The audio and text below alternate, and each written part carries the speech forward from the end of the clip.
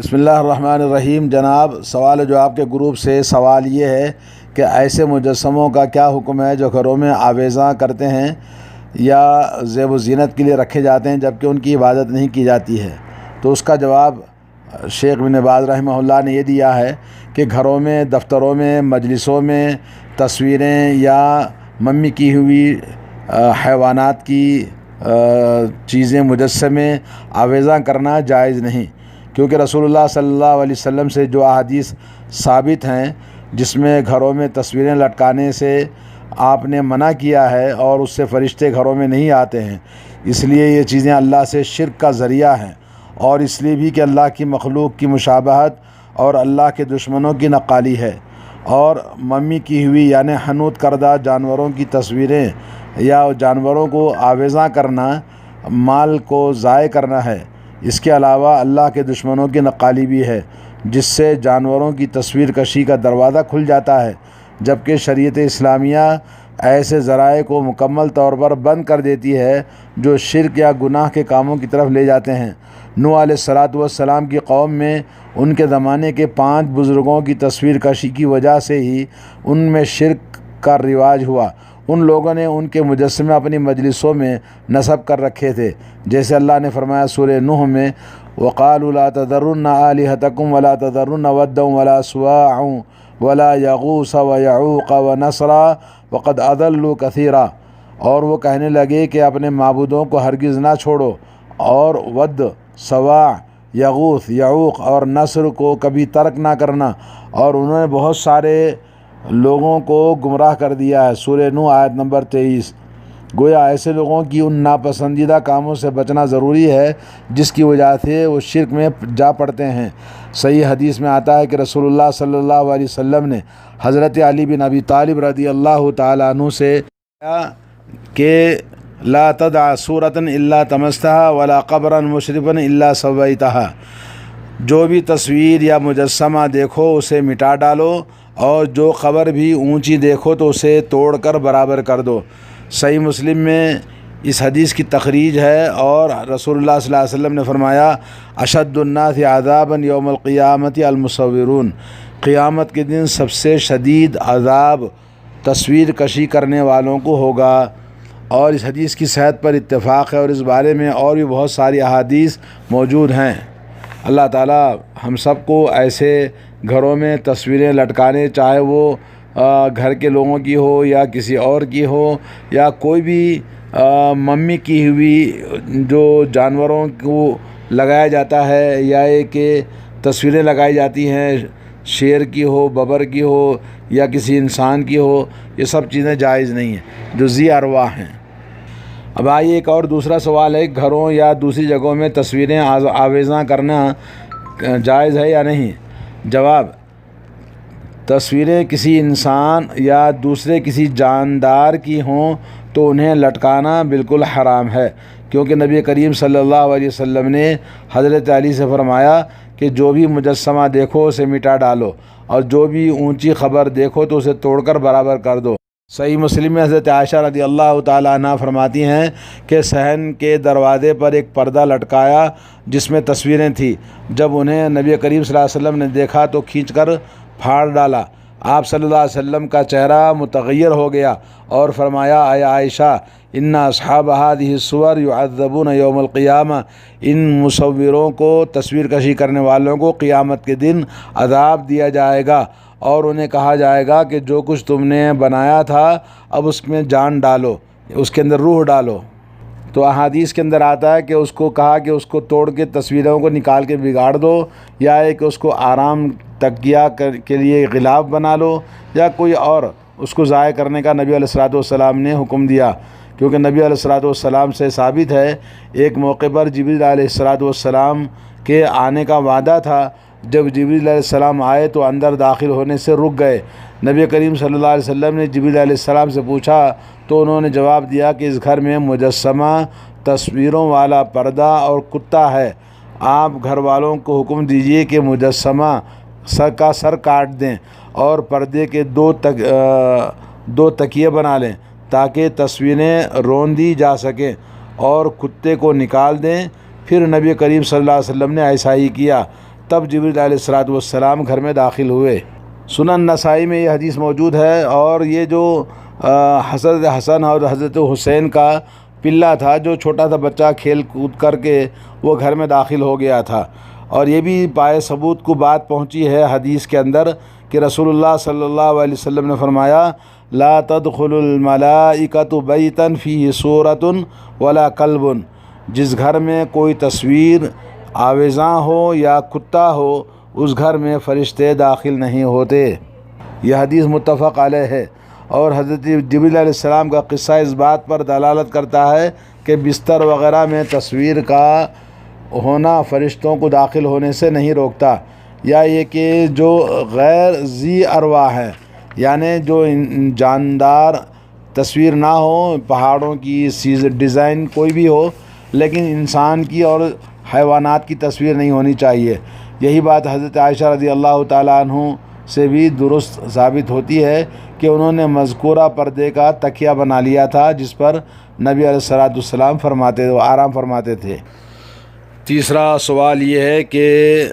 ما حکم التصویر، یعنی تصویر کشی کا کیا حکم ہے؟ اور کوئی آدمی تصویر طلب کرتا ہے، فوٹو چاہتا ہے، بولے بھئی فوٹو نکالو، فوٹو بھیجو، فوٹو جو آج کل کیمرہ اور ٹیلی ویژن اور یا میگزین وغیرہ میں فوٹو آتے ہیں، نیوز پیپر میں تصویریں آتی ہیں، تو اس کا کیا حکم ہے؟ تو اس کا جواب شیخ محمد بن صالح العثیمین رحمہ اللہ نے اس طرح دیا کہ تصویر کشی دو قسم کی ہوتی ہے۔ ایک تصویر وہ ہوتی ہے جو انسانوں کے علاوہ، حیوانات کے علاوہ، یعنی جانداروں کے علاوہ، جیسے پہاڑ ہیں، نہریں ہیں، سورج اور چاند ہے، درخت ہیں اور ڈیزائن ہے، تو اس میں کوئی حرج نہیں ہے۔ اکثر اہل علم نے کہا کہ اس میں کوئی گناہ نہیں ہے، یا ان کو یہ کہ کہیں آپ رکھیں اور بنائیں، کوئی حرج نہیں، گھر میں لگائیں، کوئی حرج نہیں ہے، تو یہ اکثر علماء کا قول ہے۔ دوسرا یہ کہ تصویر جو جانداروں کی ہوتی ہے، چاہے وہ انسان ہو یا حیوانات ہوں، تو اس کی دو قسمیں ہیں۔ پہلی قسم یہ ہے کہ تصویر ہاتھ سے بنانا، جیسے آرٹسٹ ہے ہاتھ سے تصویر بناتا ہے، تو یہ کبیرہ گناہوں میں سے اگر کسی انسان یا حیوان کی تصویر بناتا ہے، کیونکہ نبی کریم صلی اللہ علیہ وسلم سے حضرت ابن عباس نے روایت کیا ہے کہ کل مصور فی النار، ہر تصویر کشی کرنے والا جہنم میں ہوگا، اور ہر تصویر کے بارے میں جو اس نے بنایا ہے اس کو عذاب دیا جائے گا جہنم میں۔ صحیح مسلم کی حدیث ہے۔ ایک اور حدیث ہے، حضرت ابو جحیفہ رضی اللہ تعالیٰ عنہ کہتے ہیں نبی کریم صلی اللہ علیہ وسلم کا ارشاد ہے لعن آکل الربا وموکلہ، لعنت اللہ نے فرمائی ہے سود کے کھانے والے کو اور کھلانے والے کو، اور اسی طرح سے گودنے والے کو، گدوانے والی کو، اور تصویر کشی کرنے والے کو، تینوں پر اللہ کی لعنت ہے۔ اور یہ بخاری کے اندر روایت ہے۔ ایک اور حضرت عائشہ رضی اللہ تعالیٰ عنہ فرماتی ہیں اشد الناس عذابا یوم القیامہ الذین یضاہون بخلق اللہ، اللہ تعالیٰ کے نزدیک قیامت کے دن سب سے شدید عذاب ان لوگوں کو دیا جائے گا جو اللہ تعالیٰ کی مخلوقات کے مشابہ اپنی تصویر کشی کرتے ہیں یا ان کے مقابلے میں ویسے ہی بنانے کا ڈیزائن کرتے ہیں۔ صحیح بخاری صحیح مسلم کی حدیث ہے۔ ایک اور صحیح مسلم میں حدیث ہے الذین یشبہون بخلق اللہ، یعنی جو لوگ اللہ تعالیٰ کی مخلوق کی مشابہ چیزیں اپنے ہاتھوں سے ڈیزائن کرتے ہیں۔ حضرت ابو ہریرہ رضی اللہ تعالیٰ عنہ فرماتے ہیں نبی علیہ السلام سے میں نے سنا ہے اللہ تعالیٰ فرماتا ہے ومن اظلم ممن ذهب يخلق خلقا كخلقی، اس آدمی سے بڑا ظالم کون ہو سکتا ہے جو میں نے بنایا میری مخلوق کو، میری مخلوق کے مشابہ وہ اپنی تخلیق کو بناتا ہے۔ اور اسی طرح سے فیخلق ذرۃ او لیخلق حبۃ، کیا وہ ایک ذرہ پیدا کر سکتا ہے، بنا سکتا ہے، یا ایک دانہ پیدا کر سکتا ہے، اور یا یہ کہ ایک گیہوں کا دانہ پیدا کر کے دکھا سکتے ہیں؟ تو اللہ تبارک و تعالیٰ کی جو جاندار مخلوق ہے اس کی تصویر کشی کرنا حرام ہے۔ صحیح بخاری کی حدیث ہے۔ تو اس حدیث سے معلوم ہوئی، ان احادیث سے جو بات معلوم ہوئی وہ آرٹسٹ جو اپنے ہاتھ سے تصویر کشی کرتا ہے، ڈیزائن بناتا ہے، تو جانداروں کی تصویر بنانا، اللہ کے مخلوق کے مشابہ مخلوق کو انسان، مرد اور عورت اور اس طرح کی تصویریں جو بنائے جاتے ہیں، جو اپنے آپ کو کہتے ہیں جی یہ بہت بڑا یعنی کارنامہ ہے ان کا، اور اللہ تعالیٰ کی بنائی ہوئی مخلوق کے مشابہ سیم ویسا ہی انسان کی تصویر یا کسی عورت کی تصویر یا کسی جاندار کی تصویر بناتے ہیں، تو یہ بالکل حرام ہے۔ اور اس تصویر کشی کرنے والے مصور کو، آرٹسٹ کو، اگرچہ کہ اس کی نیت اللہ تعالیٰ کی مخلوق کی مشابہت کرنا نہیں ہے، لیکن یہ صرف اپنا فن اور دکھانے کے لیے، اپنا فخر دکھانے کے لیے، لیکن علماء کرام نے اس کو حرام قرار دیا ہے۔ دوسری قسم وہ ہے جو جانداروں کی تصویر، انسان کا فوٹوگرافی لینا کیمرے کے ذریعے یا ٹیلی ویژن میں، جیسے کہ نیوز پیپر میں یا ایک میگزین وغیرہ میں جو تصویریں آتی ہیں، تو یہ تصویریں یہ جو موبائل کے ذریعے یا مختلف کیمرے سے جو فوٹو بنائی جاتی ہے، تو اس سلسلے میں لوگوں نے کہا کہ بھئی یہ کیا مسئلہ ہے، تو اس سلسلے میں پہلی بات تو یہ ہے کہ یہ علماء کے درمیان اختلاف چیز ہے۔ کسی نے، کیونکہ یہ چیز رسول اللہ صلی اللہ علیہ وسلم، صحابہ، تابعین، خلفائے راشدین اور سلف صالحین پرانے زمانے میں یہ چیزیں نہیں تھی، تو اس لیے علماء کے درمیان اختلاف ہوا۔ کسی نے کہا کہ یہ بالکل منع ہے، یہ بھی بلا ضرورت کے نکالنا جائز نہیں ہے، اور اسی طرح سے کیونکہ تاہم جو منع ہے تصویر کشی سے، اس میں یہ بھی داخل ہے۔ اور دوسرا یہ کہ اس سلسلے میں کچھ علماء کرام نے کہا کہ یہ جائز ہے اس معنی میں کہ وہ تصویر خود اپنے ہاتھ سے نہیں بناتا ہے، بلکہ جو اس تصویر کا عکس نکالتا ہے، یہ بعد میں وقت کے ساتھ میں ختم ہو جاتی ہیں، اور اس میں اللہ تعالیٰ کی مخلوق کی مشابہت کا کوئی کام اس نے نہیں کیا ہے۔ اور یہ تصویریں جو ضرورت کے لیے، پاسپورٹ کے لیے یا آئیڈینٹی کارڈ کے لیے یا کسی بھی چیز کی ضرورت کے لیے آج فوٹو لگائی جاتی ہے فارم پر، تو یہ تصویریں ضرورت کے لیے الا ما سررتم، جہاں مجبوری ہو، جہاں ضرورت ہو، اس کے بغیر کام نہ چلے، تاکہ لوگوں کو اس کے حقوق صحیح ملیں، ایک کا حق دوسرے کو نہ چلا جائے، ایک دوسرے کا حق نہ ماریں، اس لیے یہ تصویر کی ضرورت پڑتی ہے، تو یہ جائز ہے جہاں تک ضرورت ہے۔ باقی یہ کہ بلا ضرورت کے آدمی کو تصویر کشی نہیں کرنا چاہیے، جیسا کہ احادیث کے اندر عموم اس سے منع کیا گیا ہے، اور یہ چیز اسلام میں جیسا کہ سختی کے ساتھ میں عذاب سنایا گیا ہے ان لوگوں کو جو اس طرح سے